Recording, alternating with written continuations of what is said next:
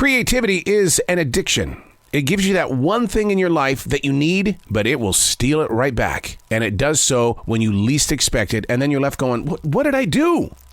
Yeah, creativity. Unplugged, because we will always say yes to creativity, totally uncut, because we all make mistakes.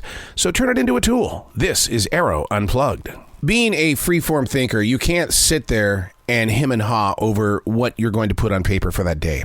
The perfectionist will set in, and all of a sudden you're going, how much time has gone by, and how many times can I go back and read the CNN stories? You've just got to be able to just put yourself on that page immediately, and by putting a thought that comes from out of nowhere on that page, and then trusting where you're going to go from that point forward.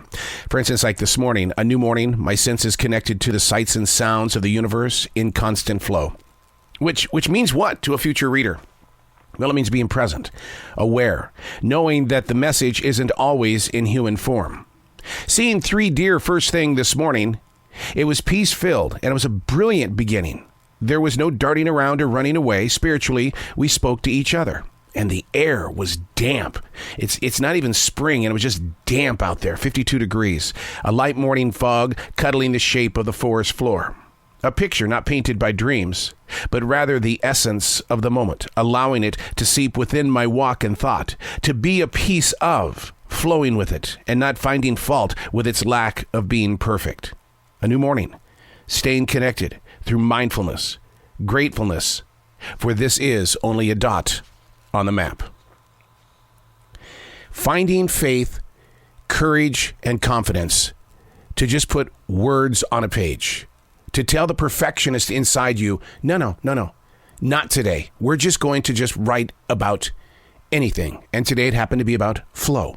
Becoming a part of the flow, the deer, the dampness in the air.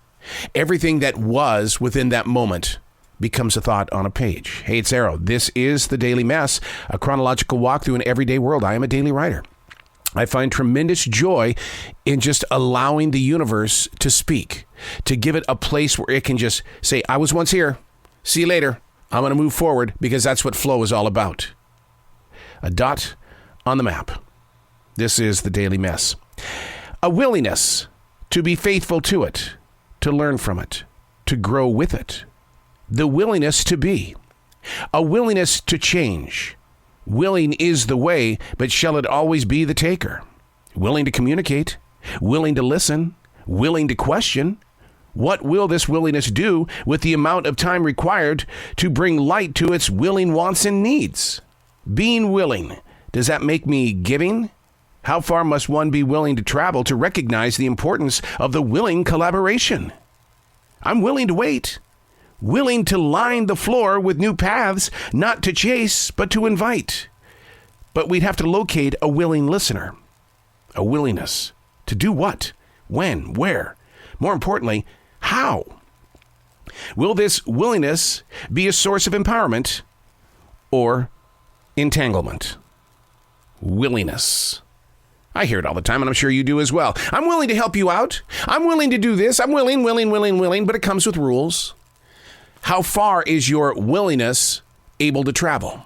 How far are you able to move? And can you go into areas where there's probably not going to be anything for you in the end? But you were willing. You made the move. You chose to go in that direction. We speak a lot to people and to animals, but we spend more time speaking to ourselves. But see, the thing about it is, though, is that we've learned to ignore how we speak to ourselves because it's just part of that natural thing.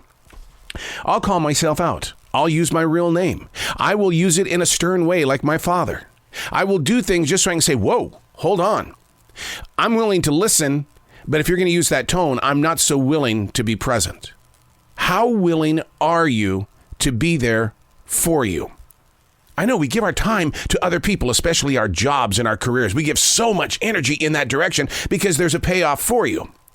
But when you're willing to dream, willing to make it happen, to build some sort of foundation, willing to take a chance.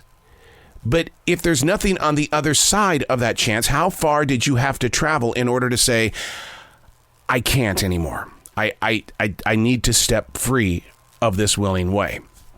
And did the willingness turn into a habit, which became an addiction?